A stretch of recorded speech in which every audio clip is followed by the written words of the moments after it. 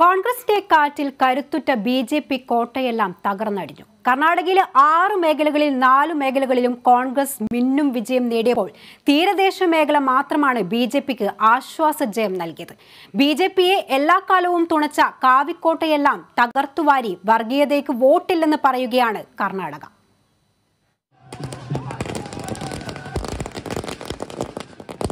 മൈസൂരുവിലെ ജയപരാജയങ്ങളാണ് കർണാടകയിൽ ആരു വാഴുമെന്ന് നിർണയിക്കുന്നത്. ഇത് അന്വർത്ഥമാക്കി 2023 നിയമസഭാ തെരഞ്ഞെടുപ്പിൽ കോൺഗ്രസ് മാന്ത്രിക സംഖ്യയായ 113 മറികടന്ന് 130-ലധികം സീറ്റ് നേടി അധികാരത്തിലെത്തിയിരിക്കുകയാണ്. ഏറ്റവും അധികം നിയോജക മണ്ഡലങ്ങളുള്ള പഴയ മൈസൂരടക്കം 4 മേഖലകൾ നൽകിയാണ് കർണാടക കോൺഗ്രസിന്റെ കൈപിടിച്ചത്. ഒക്കലിംഗ സമുദായത്തിന്റെ ഹൃദയഭൂമിയായ പഴയ മൈസൂരു ഇത്തവണ തുണച്ചത് കോൺഗ്രസിനെയാണ്. കർഷക ഗ്രാമങ്ങൾ ഏറെയുള്ള മൈസൂരുവിൽ ഗ്രാമങ്ങളുടെ ആത്മാവറിഞ്ഞ കോൺഗ്രസ് പ്രചാരണം വോട്ടായി മാറി.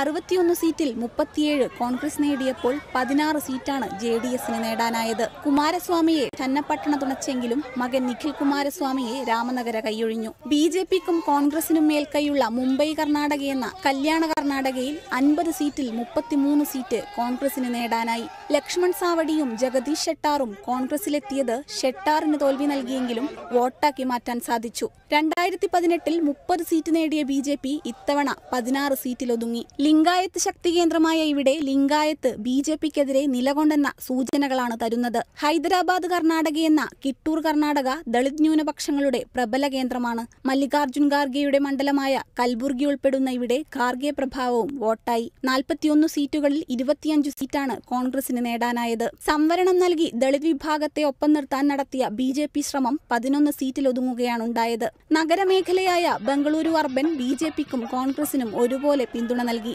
28-ൽ 14 സീറ്റ് വീതം നൽകിയാണ് നഗരജനത പിന്തുണയറിയിച്ചത്. ബി.ജെ.പിയുടെ എക്കാലത്തെയും വളക്കൂറുള്ള മണ്ണായ മധ്യ കർണാടകയിൽ ഇത്തവണ ബി.ജെ.പിക്ക് 2 അക്കം തികയ്ക്കാനായില്ല. ബി.ജെ.പിയുടെ തകരാത്ത കാവിക്കോട്ടയെ 17 സീറ്റ് പിടിച്ച് കോൺഗ്രസ് തകർത്തു. ബി.എസ്. യെദ്യൂരപ്പ കർണാടകയിൽ ബി.ജെ.പിയെ വളർത്തിയ ഇടമാണ് മധ്യ കർണാടക. സാമുദായിക രാഷ്ട്രീയത്തിന് മേൽക്കൈയുള്ള മേഖലയായ തീരദേശ കർണാടകയിൽ മാത്രമാണ് പിടിച്ചു നിൽക്കാൻ ബി.ജെ.പിക്ക് സാധിച്ചത്. ഉത്തര കന്നഡ, ഉടുപ്പി, ദക്ഷിണ കന്നഡ ഉൾപ്പെടുന്ന തീരദേശ കർണാടകയിൽ വർഗീയത വോട്ടാക്കാൻ ബി.ജെ.പിക്ക് കഴിഞ്ഞു. 19 സീറ്റിൽ 12 സീറ്റ് നേടിയ ബി.ജെ.പിക്ക് 2018 വിജയം നേടാനായില്ല. വർഗീയ ധ്രുവീകരണം ആകെ വോട്ടായ ഇടവും തീരദേശ കർണാടകയാണ്. കർണാടകയിൽ വർഗീയതയുടെ കടയടച്ചെന്ന് രാഹുൽ ഗാന്ധി പറയുമ്പോൾ ജനാധിപത്യത്തിൽ വർഗീയതയും ഗിമ്മിക്കുകൾക്കുമല്ല, ജനങ്ങളുടെ അടിസ്ഥാനപരമായ പ്രശ്നങ്ങൾക്കാണ് വോട്ടെന്ന് തെളിയിക്കുകയാണ് കന്നഡിഗർ. Election desk, Kerala Vision news.